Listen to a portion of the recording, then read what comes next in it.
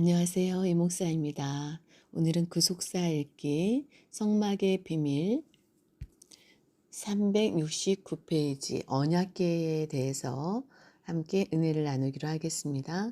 언약궤는 성소의 가장 깊은 곳, 가장 거룩한 장소인 지성소 안에 보관되어 있었습니다. 하나님께서는 성막 계시에 있어서 다른 어떤 성물들보다도 언약궤를 가장 먼저 언급하셨으며 출애굽기 25장 10절 그 속에는 하나님의 말씀인 십계명이 기록된 언약의 두 돌비가 보관되어 있으므로 성막 전체에서 가장 신성하게 여겨졌습니다. 출애굽기 25장 16절, 21절, 40장 20절, 신명기 10장 2절에서 5절, 왕상 8장 21절, 히브리서 9장 4절, 출애굽기 34장 27절에서 28절, 그리고 완성된 율법책을 언약궤 곁에 두었습니다. 신명기 31장 24절에서 26절. 특히 언약궤 뚜껑에 해당하는 속죄소는 하나님께서 임재하시는 자리이므로 출애굽기 25장 22절 언약궤의 거룩성은 더할 나위 없이 엄격히 지켜졌으며 궤 앞에 있는 것은 곧 여호와 앞에 있는 것으로 여겨졌습니다. 출애굽기 16장 33절에서 34절, 민수기 10장 35절에서 36절, 여호수아 6장 8절. 그러나 하나님께서 임재하시는 지극히 신성한 언약궤가 모셔진 곳은 깊은 산속이나 한적한 곳이 아니었습니다. 세찬 바람이 불고 거친 모래가 날리고 사나운 짐승들이 횡행하며 가시나무가 산재한 광야에 세운 성막, 그 안에 언약궤를 모신 것입니다. 참으로 이 세상은 짐승의 울부짖음이 가득한 광야 같아서 악한 자들의 강포함과 회개함, 약자들의 괴로움과 탄식 소리가 그칠 날이 없습니다.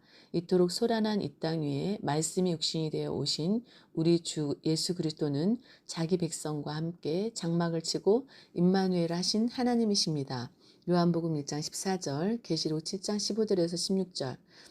큰 1번 언약궤의 명칭, 작은 1번 궤의 뜻. 궤는 히브리어로 아론이며 영어로는 더 아크입니다. 아론은 성경에 195번 나오는데 이끌다, 모으다라는 뜻을 가진 동사 아라에서 나온 말입니다. 실제로 이스라엘 백성은 언약궤를 중심으로 모여 진을 치거나 행진하였습니다. 민수기 2장 17절, 10장 11절에서 28절, 35절에 39절, 광야에서도 여호와의 언약궤가 앞서 행하며 그들의 쉴 곳을 찾았고 이스라엘은 그곳에 머물러 진을 쳤습니다. 민수기 10장 33절. 성경에서 아론이 사용된 예는 다음과 같습니다. 첫 번째, 물건을 넣을 수 있는 나무로 만든 네모난 상자. 이는 돈이나 귀중품을 넣어두는 함을 가리킵니다. 여호와의 전문 어기 우편에 놓고 뚜껑에 구멍을 내어 성전 수리를 위한 비용을 모으던 궤가 히브리어로 아론입니다. 왕하 12장 9절에서 12절, 역대하 24장 8절에서 12절. 2. 시체를 넣는 관. 이스라엘 자손이 애굽에서 요셉의 시신에 향재료를 넣고 입관했던 관이 히브리어로 아론입니다. 창세기 50장 26절에서 요셉이 110세의 죽음에 그들이 그의 몸에 향재료를 넣고 애굽에서 입관하였더라라고 말씀하고 있습니다. 3. 노아 방주와 갈대 상자, 히브리어 테바. 노아의 방주와 모세를 담았던 갈대 상자는 히브리어로 테바인데 영어 성경에서는 언약궤의 경우와 같은 모두 더 아크로 번역하였습니다. 대홍수 심판으로 쓸어버림을 당할 때 노아의 가족 8명을 구원한 방주는 심판의 물로부터 구원한 안전한 도구를 의미합니다. 창세기 7장 1절에서 23절. 어머니 요게벳이 아이 모세를 담아 하숫가의 갈대 사이에 두었던 갈대로 만든 상자는 애굽왕 바로의 박해로부터 구출된 것을 상징합니다. 출애굽기 2장 3절. 작은 2번 언약궤의 다양한 명칭 1. 궤는 아론. 십계명을 기록한 언약의 비석들 만나를 담은 금항아리, 아론의 쌍난 지팡이를 넣어둔 궤입니다. 출애굽기 25장 10절, 14절에서 16절, 37장 1절, 민수기 10장 35절에서 36절, 신명기 10장 3절, 여호수아 3장 15절, 사무엘상 7장 2절, 왕상 8장 9절, 히브리서 9장 4절. 이 언약궤 아론 베리트, 하나님께서 이스라엘 민족과 맺은 언약의 말씀이 들어있으므로 언약궤입니다. 민수기 10장 33절, 신명기 31장 9절, 여호수아 3장 3절 17절, 열왕기상의 8장 21절에는 여호와의 언약 넣는 궤, 역대하 6장 11절에는 언약 넣은 궤라고 기록되었습니다. 3. 증거궤 아론 하에두투, 하나님께서 증거하시는 말씀 십계명이 들어있는 궤를 의미합니다. 출애굽기 25장 22절, 26장 34절, 30장 6절, 39장 35절, 출애굽 25장 16절에서 내가 내게 줄 증거판을 궤 속에 둘지며, 출애굽기 25장 21절에는 내가 내게 줄 증거판을 궤 속에 넣으라. 출애굽기 40장 20절에는 그가 또 증거판을 궤 속에 넣고 라고 말씀하였습니다. 이는 증거궤를 통해 하나님의 거룩과 은혜, 그분의 위엄을 깨달을 수 있는 것입니다. 또한 하나님의 구원에 대한 증거를 담아 두었음을 의미합니다. 출애굽기 16장 32절에서 36절, 증거궤를 통해 하나님의 구원 역사를 회고하며 감사할 수 있는 것입니다. 4. 법궤 아론, 법궤는 하나님의 법인 십계명을 넣어둔 궤를 의미합니다. 레위기 16장 2절, 신명기 4장 13절, 여호와께서 그 언약을 너희에게 반포하시고 너희로 지키라 명하셨으니 곧 십계명이며 두 돌판에 친히 쓰신 것이라. 신명기 10장 4절에서 5절에 여호와께서 그 총의 날에 산 위 불 가운데에서 너희에게 이르신 십계명을 처음과 같이 그 판에 쓰시고 그것을 내게 주시기로 내가 돌이켜 산에서 내려와서 여호와께서 내게 명하신 대로 그 판을 내가 만든 궤에 넣었더니 지금까지 있느니라 라고 기록되어 있습니다. 5. 나무궤 아론 에츠, 나무궤는 조각목 시띠나무로 궤를 만들었다는 의미입니다. 신명기 10장 1절, 신명기 10장 3절에 시띠나무로 궤를 만들고, 출애굽기 25장 10절에 조각목으로 궤를 지태, 출애굽기 37장 1절에 조각목으로 궤를 만들었으니 라고 기록되었습니다. 6. 만군의 여호와의 언약궤 아론 베리트 에호바 체바오트, 만물의 창조자여 통치자이신 하나님의 언약궤라는 의미입니다. 만군의 여호와는 특별히 전쟁에서 승리하게 하시는 강하신 하나님을 나타내는 호칭입니다.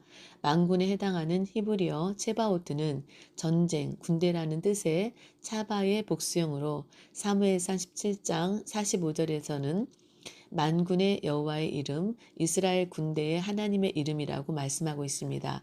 또한 체바오트는 천군, 왕상 22장 19절, 역대하 18장 18절, 천체, 신명기 4장 19절, 이사야서 34장 4절, 에레미야 33장 22절을 가리키기도 합니다.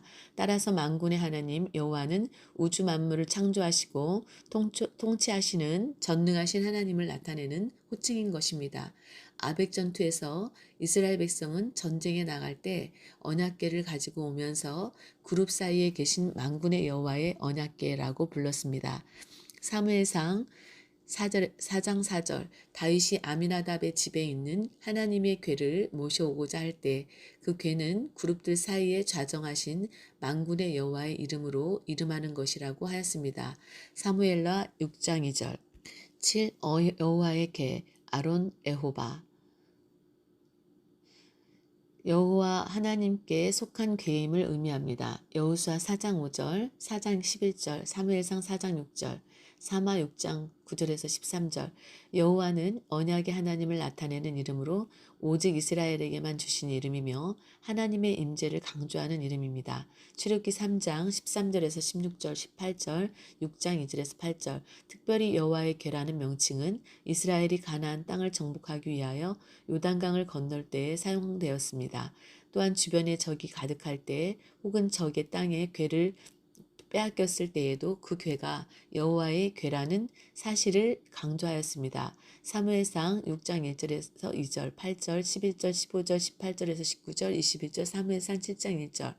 8. 하나님의 궤 아론 엘로힘, 하나님께 속한 궤를 의미합니다. 사무엘상 3장 3절, 4장 11절, 17절에서 19절, 21절에서 22절, 5장 1절에서 2절, 10절, 14장 18절, 사무엘하 6장 2절에서 4절, 역대상 13장 3절. 하나님께서는 언약궤 위에 다른 성막, 성전, 기구들에 대해서는 이렇게 자신의 성호를 붙여 부르시지 않았습니다. 9. 이스라엘의 신의 궤, 이스라엘 신의 궤, 아론 엘로헤 이스라엘 궤를 통하여 하나님께서 이스라엘과 함께 하신다는 것을 의미합니다. 사무엘상 5장 7절에서 8절, 10절에서 11절, 6장 3절.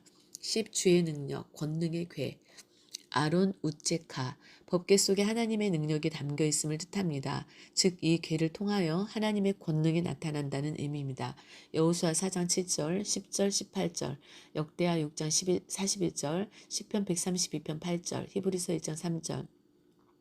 하나님께서는 내가 돕는 힘을 능력 있는 자에게 더하며 시편 89편 19절이라고 말씀하셨습니다. 또한 하나님께서는 연약한 자를 불쌍히 여겨 더욱 강하게 붙드시며 온전케 하시는 전능하신 분입니다. 여호수아 1장 5절에서 9절, 이사야서 9장 6절, 10일 거룩한 궤, 아론 하코데시, 세상 죄로부터 거룩히 구별되어 하나님께 속했다는 의미입니다. 아벡 전투에서 빼앗겼다가 이스라엘 지경으로 되돌아온 여호와의 궤를 기럇 여아림 아비나답의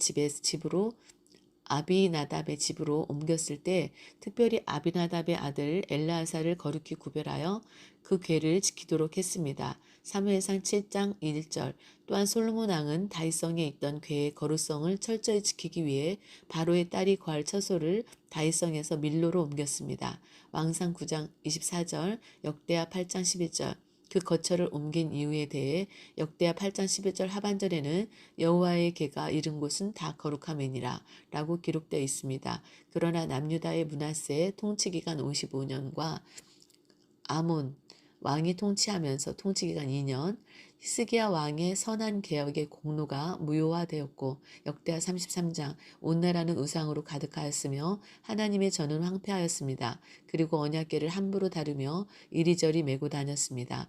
이에 남유다 제16대 왕 요시아는 종교개혁 때 언약궤를 거룩한 궤로 부르고 솔로몬 성전 가운데 두고 다시는 어깨에 메고 다니지 말라고 명령하였습니다. 역대하 35장 3절 12.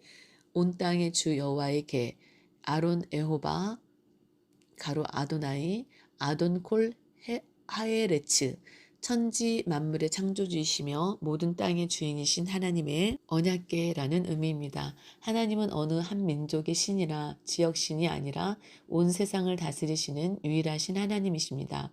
특별히 가나안 땅을 눈앞에 둔 이스라엘 백성이 하나님의 말씀에 순종하여 언약궤를 앞세우고 요단강을 건널 때 온 땅에 주의 언약궤 여호수아 3장 12절 온 땅에 주 여호와의 궤를 맨 제사장 여호수아 3장 13절이라고 하였습니다. 바다와 강들도 하나님께서 지으신 것이기 때문에 하나님께서 요단강이 갈라지는 기적을 일으켜 주신다는 것입니다. 또한 모든 땅의 주인은 하나님이시므로 레위기 25장 23절 이제 요단강을 건너 하나님께서 허락하신 땅을 반드시 얻게 될 것이라는 사실을 강조한 것입니다. 출애굽기 32장 13절, 여호수아 21장 43절, 시편 78편 55절, 135편 12절. 큰 2번 언약궤의 제작, 작은 1번 언약궤는 조각목 시띠나무로 만들었습니다. 언약궤가 처음으로 만들어진 것은 모세의 제8자 시내산 입산을 앞두고 하나님께서 주신 명령에 의한 것입니다. 신명기 10장 1절에서 그때 여호와께서 내게 이르시기를 너는 처음과 같은 두 돌판을 다듬어 가지고 산에 올라오라. 내게로 나아오고 또 나무개 하나를 만들라라고 말씀하고 있습니다. 하나님의 명령에 따라 모세는 나무개를 만들었는데 그 재료는 조각목 시띠나무였습니다. 그 크기는 장이 2규빗 반 114cm, 광이 1규빗 반 68.4cm, 고가 1규빗 반 68.4cm입니다. 출애굽기 25장 10절 37장 1절 그리고 금고리 넷을 부어 만들어 언약궤의 네 발에 달았으며 채를 금고리에 꿰어 궤를 매게 하였습니다. 출애굽기 25장 12절에서 14절, 37절, 3절에서 5절. 이체 역시 조각목으로 만들고 금으로 쌌습니다. 출애굽기 25장 13절, 37장 4절. 조각목은 아카시아 나무의 일종으로 옹이, 나무의 몸에 박힌 가지의 구루터기가 많고 가늘어서 좋은 목재가 아니었으므로 사람들이 천하게 여겼습니다. 천상천하의 가장 존귀한 궤를 만들면서 솔로몬 성전에 쓰인 것과 같이 값비싼 재료, 감담나무나 잣나무, 백향목, 종려나무를 쓰지 않고 광야에서 자라는 볼품없고 흔한 조각목 시띠나무로 만들었습니다. 사막의 마른 땅에서 고운 모양도 없고 아무런 풍채도 없이 자라난 천한 시띠나무는 예수 그리스도의 인성을 예표합니다. 이사야 선지자는 이 땅에 오신 예수님을 가리켜 마른 땅에서 나온 줄기 같아서 고운 모양도 없고 풍채도 없은즉 우리의 보기에 흠모할 만한 아름다운 것이 없도다. 이사야서 53장 2절이라고 예언하였습니다. 더 나아가 이는 예수 그리스도의 참혹한 십자가의 고난을 예표합니다. 성경에서 나무는 사람을 상징하기도 합니다. 이사야서 5장 7절, 61장 3절, 누가복음 23장 31절. 시띠나무는 광야에서 제멋대로 자란 나무결이 비틀어져서 있어서 다듬기가 쉽지 않고 가시도 유난히 많습니다. 그러나 그 가시들을 다듬고 나면 견고하기 때문에 오래가는 장점이 있습니다. 우리 인생은 광야와 같은 세상에서 제멋대로 자란 조각목과 같이 볼품없는 존재들입니다. 고린도전서 2장 27절에서 28절. 그러나 하나님께서는 우리를 선택하셔서 수없는 시련과 연단을 통해 단단한 믿음의 사람으로 아름답게 다듬어지도록 연단하셨습니다. 욥기서 23장 10절. 작은 2번 언약궤는 정금으로 안팎을 쌌습니다. 번제단은 노수로 입혀지고 출애굽기 27장 2절. 분향단은 겉면만 정금. 출애굽기 30장 3절로 입혀졌으나 언약궤는 안팎을 모두 정금으로 입혔습니다. 출애굽기 25장 10절에서 11절에서 그들은 조각목으로 궤를 지태 장이 2규빗 반, 광이 1규빗 반, 고가 1규빗 반이 되게 하고 너는 정금으로 그것을 싸되 그 안팎을 싸고 윗가로 돌아가며 금태를 두르고라고 말씀하고 있습니다. 출애굽기 37장 1절에서 2절. 금은 대기 중에 노출되어도 변하지 않고 땅속에 묻혀서 천년을 지내도 변질되지 않습니다. 이러한 불변성 때문에 성경에서 금은 고귀한 것을 상징하는 대표적인 물건입니다. 욥기서 23장 10절, 베드로전서 1장 7절, 계시록 3장 18절. 따라서 궤를 금으로 쌌다는 것은 궤 전체의 귀중함을 나타낼 뿐 아니라 궤 속에 있는 십계명이 매우 귀한 것임을 가르쳐 준 것입니다. 시편 19편 9절에서 10절, 출애굽기 25장 11절에서 정금, 자하부 타호르는 히브리어로 반짝거리다라는 어원을 갖는 자하부, 금과 깨끗한 불순물을 섞이지 않은 순결한이라는 의미의 타호르가 합쳐진 말입니다. 따라서 정금은 물리적으로 불순물이 제거된 순수한 금을 말하는 동시에 영적으로는 순결함과 정결함을 상징합니다. 그러므로 언약궤 안팎을 싸고 있는 정금은 고귀하신 예수 그리스도의 신성을 예표합니다. 예수님께서는 정금과 같이 영화롭고 순전한 신성을 가지신 분이십니다. 이사야서 9장 6절에서 7절, 로마서 1장 3절에서 4절. 하나님께서는 범죄하여 소망 없는 우리들을 불러 정금보다 더 귀한 그리스도의 보배로운 피를 우리의 속사람과 겉사람에 발라 구속해 주셨습니다. 베드로전서 1장 18절에서 19절. 그리고 우리를 거룩한 하나님의 성전 곧 성령이 거하시는 전으로 삼아 주셨습니다. 고린도전서 3장 16절, 6장 19절. 참으로 예수 그리스도의 보배로운 피로 구속받은 성도들은 하나님께서 특별히 초대하신 존귀한 사람들입니다. 이사야서 43장 1절, 4절에서 야곱아 너를 창조하신 여호와께서 이제 말씀하시느니라. 이스라엘아 너를 조성하신 자가 이제 말씀하시느니라. 너는 두려워 말라. 내가 너를 구속하였고 내가 너를 지명하여 불렀나니 너는 내 것이라.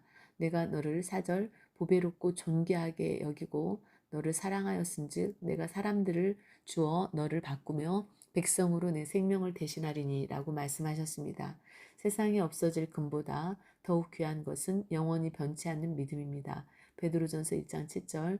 조각목을 잘 다듬어 그 안과 밖을 금으로 싼 것처럼 이 보배로운 믿음을 소유한 자마다 베드로후서 1장 1절. 무명한 자 같으나 유명한 자여 죽은 자 같으나 살았고 징계를 받는 자 같으나 죽임을 당하지 아니하고 근심하는 자 같으나 항상 기뻐하고 가난한 자 같으나 많은 사람을 부유하게 하고 아무것도 없는 자 같으나 모든 것을 가진 자입니다. 고린도후서 6장 9절에서 10절.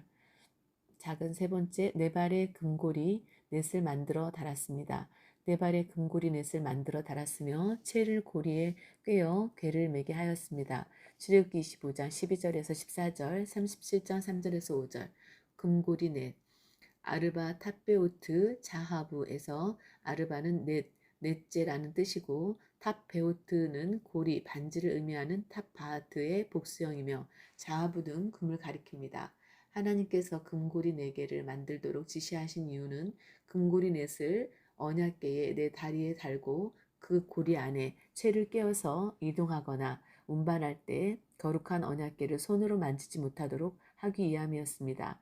다윗 시대에 하나님의 궤를 다윗성으로 옮기고자 언약궤를 새 수레로 운반하는 중에 흔들리는 언약궤를 붙잡은 웃사가 그 곁에서 죽임당한 사건만 보더라도 사무엘하 6장 6절에서 7절, 역대상 13장 9절에서 10절, 하나님의 거룩함을 훼손하는 자가 받는 형벌이 얼마나 치명적인가를 알 수 있습니다. 큰 세 번째, 언약궤의 관리. 주전 1446년 모세 시대에 만든 언약궤는 약 487년이 흘러 주전 959년에 성막에서 성전으로 옮겨졌으며 왕상 8장 1절에서 11절, 역대하 5장 2절에서 14절, 주전 586년 바벨론에 의해 남유다가 멸망하면서 언약궤가 사라질 때까지 에레미야 3장 16절, 하나님의 임재의 처소로서 약 860년간 이스라엘의 역사와 함께하였습니다. 도중에 아벡 전투 주전 1102년에서 블레셋에게 언약궤를 빼앗긴 7개월과 그 후 성막과 언약궤가 분리되어 다시 다윗성에 안치되기까지의 약 100년의 기간을 제하면 역사적으로 모세 장막 성전과 다윗이 여호와의 궤를 위하여 친 장막과 사무엘하 6장 17절 솔로몬 성전에서 언약궤가 왕상 8장 6절 보존되었던 기간은 약 760년입니다. 언약궤가 주어진 이후에 이스라엘 역사는 언약궤의 역사라고 할 만큼 언약궤가 매우 신성하게 관리되었는데 언약궤의 특별한 관리법을 망각하고 소홀히 한 결과 순식간에 수많은 사람이 죽는 일도 있었습니다. 작은 1번, 언약궤를 잘못 보면 죽임을 당합니다. 언약궤의 관리는 아주 엄격하고 철저했습니다. 사무엘상 6장 19절에서 베스메스 사람들이 언약의 여호와의 궤를 들여다본 고로 그들을 치사 5만 70인을 죽이신지라 라고 말씀하고 있습니다. 또 부정한 손을 궤에 대면 죽임을 당했습니다. 실제로 아미나답의 아들 우사는 언약궤를 손으로 붙들자마자 하나님께서 치심으로 그 자리에서 죽었습니다.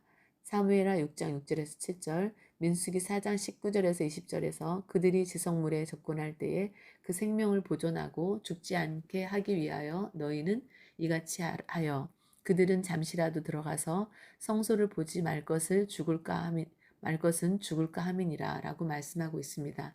여기 잠시라도의 히브리어는 케발라인데 이는 순식간에 삼켜지는 것과 같은 갑작스러운 상황을 묘사하는 말로 침을 한 번 삼킬 동안 욥기서 7장 19절 한모금에라는 뜻입니다. 또한 성소는 히브리어로 하코데시인데 그 거룩한 것이라는 뜻이며 위에서 베스메스 사람들이 여호와의 궤를 들여다본 고로 70인을 죽이신지라. 5만 70인 5만 70명을 죽이신지라. 그래서 언약궤는 매우 귀중한 것이고 거룩한 것입니다. 그리고 성소는 히브리어로 하코데시인데 그 거룩한 것이라는 뜻이며 바로 언약궤를 가리킵니다. 민수기 4장 20절 공동번역은 들어가서 거룩한 것이 눈에 스치기만 해도 그들은 죽을 터이니 그런 일이 없도록 하여라 라고 번역하고 있습니다. 고앗 자손이 지성물에 접근하다가 잘못하면 반드시 죽게 된다는 엄중한 경고인 것입니다. 작은 2번 언약궤는 채에 관한 특별한 규정이 있습니다. 다른 성물과 달리 언약궤의 경우 평상시에도 채를 궤의 고리에 꿰인 대로 두고 빼어내서는 안 된다고 명령하셨습니다. 출애굽기 25장 15절에서 채를 궤의 고리에 꿰인 대로 두고 빼어내지 말지며 라고 말씀하고 있습니다. 출애굽기 40장 20절에서도 그가 또 증거판을 궤 속에 넣고 채를 꿰고 궤에 꿰고 속죄소를 궤 위에 두고 라고 말씀하고 있습니다. 채를 궤의 고리에 끼운 후 다시 빼지 않고 그대로 두었던 것입니다. 그러나 진을 떠나 이동할 때는 휘장을 걷어 언약궤를 덮고 그 위에 해달의 가죽으로 덮은 후 다시 순청색 보자기로 덮었습니다. 민수기 4장 5절에서 6절. 그런데 이렇게 덮기를 마친 후 민수기 4장 6절 하반절에는 그 채를 꿰고라고 기록하고 있습니다. 이로 보아 언약궤의 이동 시에는 아론과 그 아들들이 성소에 들어가서 보자기들로 완벽하게 덮기 위해 우선 채를 빼고 세 가지 보자기를 순서에 따라 덮은 후에 마지막으로 채를 다시 꿰어 이동했던 것으로 보입니다. 작은 세 번째 언약궤를 운반할 때의 규정이 있습니다. 다윗 왕은 언약궤를 다윗성으로 메어오는 일을 계획하였습니다. 역대상 15장 1절에서 12절. 다윗은 언약궤를 담당하는 이들에게 첫째 몸을 성결하게 하라. 둘째 언약궤를 메어 올리라. 셋째 언약궤를 매대에 규례대로 매라 라고 지시하였습니다. 역대상 15장 12절에서 13절.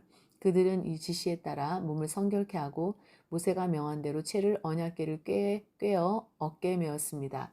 역대상 15장 14절에서 15절, 출애굽기 25장 14절에서 15절, 민수기 7장 9절, 신명기 10장 8절, 역대하 35장 3절. 광야에서 행진할 때에 언약궤는 고앗 자손이 어깨에 메고 가도록 규정하였습니다. 민수기 4장 15절에 행진할 때에 아론과 그 아들들이 성소와 성소의 모든 기구 덮기를 필하거든 고앗 자손이 와서 맬 것이니라. 그러나 성물은 만지지 말지니 죽을까 하노라. 회막 물건 중에서 이것들은 고앗 자손이 맬 것이며 라고 말씀하고 있습니다. 그렇다면 광야에서 진을 이동할 때마다 무거운 언약궤를 몇 사람이 어깨에 메고 운반하였을까요? 특별히 역대상 15장 11절에서 12절에 8명을 언급하고 있습니다. 대제사장 2명, 사독과 아비아달과 레위 사람의 족장 6명, 우리엘, 아사야, 요엘, 스마야, 엘리엘, 암미나답입니다. 사독과 아비아달과 또 궤를 어깨에 매는 일에 동참했을 것으로 추정됩니다. 사무엘라 15장 24절 29절, 왕상 2장 26절, 역대상 15장 11절에 열거된 레위 사람의 족장 6명 중에 4사람은 고앗 자손이지만 역대상 15장 8절에서 10절 아사야는 무라리 자손이고 요엘은 게르솜 자손이므로 역대상 15장 6절에서 7절 언약궤를 맬 수 있는 사람은 고앗 자손 4명뿐입니다. 민수기 4장 15절, 출애굽기 6장 18절, 민수기 3장 27절, 30절에서 31절 아사야와 요엘은 언약궤를 직접 매지는 못하였을 것이지만 언약궤를 가지고 올라오는데 다윗의 명령을 따라 동참하고 언약궤를 안치하기까지 그 임무를 수행했을 것으로 추정됩니다. 실제로 역대상 15장 2절, 15절, 26절에서 27절에 나오는 메다는 히브리어로 나사인데 이것은 실제 어깨에 매는 것을 의미하지만 역대상 15장 3절, 12절, 14절, 25절, 28절에 메어 올리다는 히브리어로 알라로서 오르다라는 뜻입니다. 여기 알라는 어깨에 직접 매지는 않았으나 언약궤를 예루살렘으로 옮기는 일에 동참했다는 의미로 볼 수 있습니다. 이러므로 언약궤를 직접 어깨에 메어 운반한 인원은 대제사장을 포함하여 6명이었음을 알 수 있습니다. 오늘은 384페이지까지 함께 읽고 은혜를 나누었습니다. 이목사였습니다.